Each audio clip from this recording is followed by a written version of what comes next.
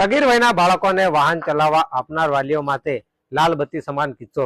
જેસાવાડામાં કૂતરું આવી જતા 14 વર્ષીય બાળકનું ઘટના સ્થળે જ કમકમાટી ભર્યું મોત નીપજ્યું। નમસ્કાર દર્શક મિત્રો, હું છું રાહુલ ગારી અને તમે જોઈ રહ્યા છો દાહોદ લાઈવ।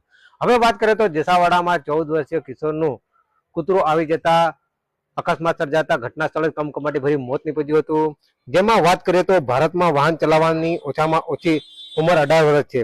18 વર્ષથી ઓછી ઉંમરના બાળકો માટે વાહન ચલાવવું ગેરકાયદેસર છે, પરંતુ ઘણીવાર જોવામાં આવે છે કે 18 વર્ષથી નાની ઉંમરના બાળકો પણ આજકાલ રસ્તાઓ પર વાહનો ચલાવે છે। માતા પિતા પણ આવા બાળકોને આ કરવાની છૂટ આપે છે, પરંતુ તેના લીધે તેઓ બાળકનો જીવ જોખમમાં મૂકે છે। જો તમે 18 વર્ષથી ઓછી ઉંમરના તમારા બાળકોને પણ વાહન ચલાવવાની મંજૂરી આપો છો તો તમે ભારે દંડ સાથે જેલની સજા પણ થઈ શકે છે।